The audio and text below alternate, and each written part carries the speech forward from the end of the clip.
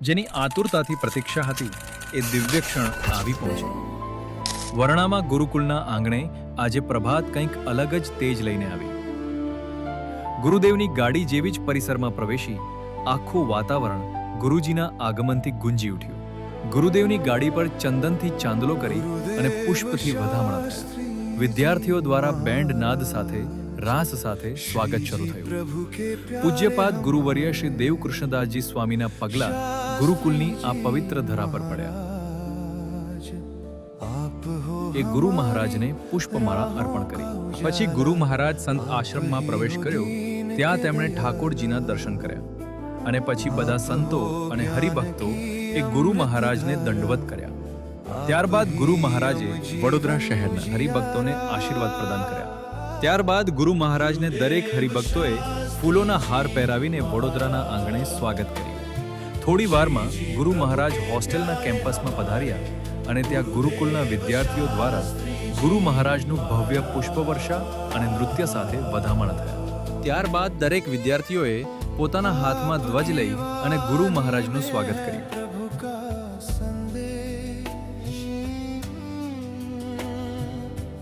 તે કીર્તન પર ગુરુકુલના ભૂલકાઓ દ્વારા નૃત્ય કરવામાં આવ્યું છે.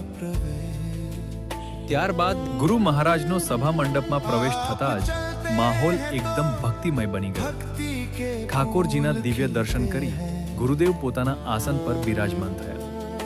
ગુરુકુલમાં નવા પ્રવેશ મેળવનાર વિદ્યાર્થીઓ માટે આ ક્ષણ જન્મો જન્મના પુણ્ય સમાન હતી. ત્યારબાદ બધા બાળકોએ ગુરુદેવના ચરણોમાં નતમસ્તક થયા. સાથે પરમ પૂજ્ય ગુરુ મહારાજે અત્યંત કરુણાપૂર્વક પોતાના પવિત્ર હસ્તે દરેક બાળકને પંચવર્તમાન ધરાવી ગળામાં કંઠી પહેરાવી સ્વામિનારાયણ સંપ્રદાયના સંસ્કારોથી દીક્ષિત કર્યા. ત્યારબાદ પૂજ્ય ધર્મવલ્લભ સ્વામી અને પૂજ્ય પ્રભુચરણદાસજી સ્વામી એ પ્રાસંગિક ઉદ્બોધન આપ્યું.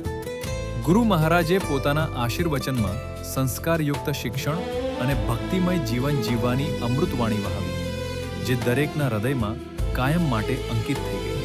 આ ગુરુકુલ સંસ્થા એ સંસ્કાર માટેની છે. તમારા જીવનમાં સંસ્કાર આવશે, તમારા પરિવારમાં પણ આવશે અને તમે સારી રીતે ભણજો. અને શિક્ષકો પણ તમારા ગુરુ છે અને સંતો પણ તમારા ગુરુ છે. સમય વીતતો ગયો, પણ ગુરુજીની હાજરીથી મળેલો એ દિવ્ય આનંદ હજુ હવામાં શ્વાસ બનીને વહી રહ્યો છે. સભાની પૂર્ણાહુતિ બાદ વર્ણામાં ગુરુકુલના આંગણે આશીર્વાદની હેલી વર્ષાવીને ખૂબ રાજી થયા.